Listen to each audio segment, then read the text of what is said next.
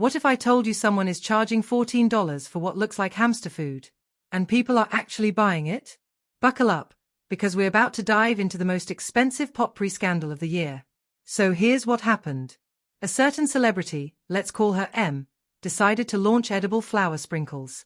Sounds fancy, right? Well, the internet had other ideas. Picture this. You order what you think is a gourmet culinary experience, and what arrives looks like your toddler's failed art project. We're talking about 5 grams, that's less than a teaspoon, of dried flower bits for $14. Let me put that in perspective, that's nearly $3 per gram. Some spices are literally cheaper than this. Now, let's talk about first impressions. The label on this jar is, well, it's something else. First red flag, the sticker isn't even straight. It's wrinkled, peeling, and looks like it was applied during an earthquake. For a product that costs more than most people's lunch, you'd expect someone to at least use a ruler. Then there's the signature that looks like it was stretched in Microsoft Paint from 2004. Remember those days when you'd accidentally resize text and it would look all wonky? Yeah, that's what we're dealing with here. But here's my favorite part, the grammar mistake that's hiding in plain sight. The tagline reads "Sprinkle beauty into your everyday." Sounds poetic, right? Except everyday should be every day in this context. For a brand supposedly built on perfection, this is like wearing a tuxedo with flip-flops. Now, here's where things get actually concerning. There's no ingredients list. None. Zero. Zilch. The FDA requires ingredient lists on food products for a reason: food safety. What if someone's allergic to one of these mystery flowers? What if there's a toxic plant mixed in? Some flowers, like certain types of jasmine, can actually be dangerous to consume.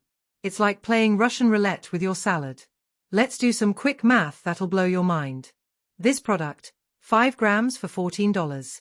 Marks & Spencer edible flowers, 7 grams for £2.50, about $3. That means you're paying roughly 400% more for less product and questionable quality.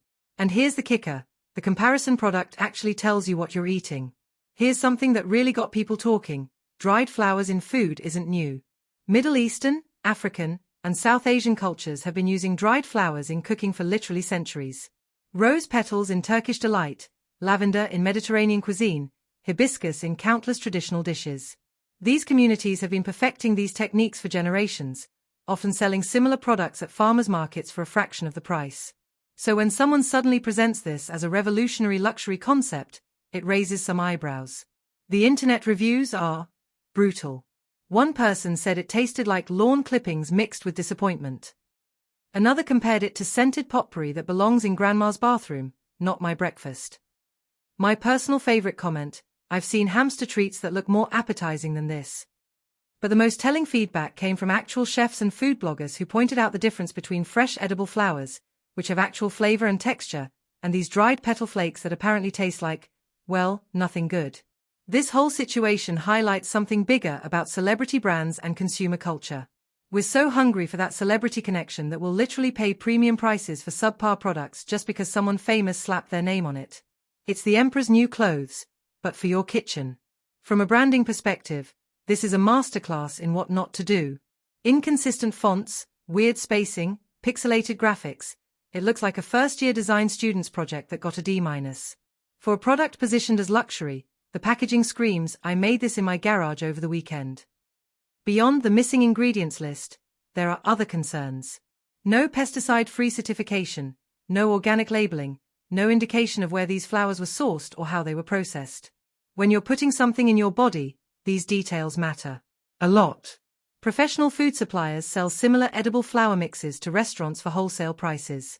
We're talking pennies per gram, not dollars. The markup here isn't just high, it's astronomical. It's like buying a bottle of water for $50 when there's a drinking fountain right next to you.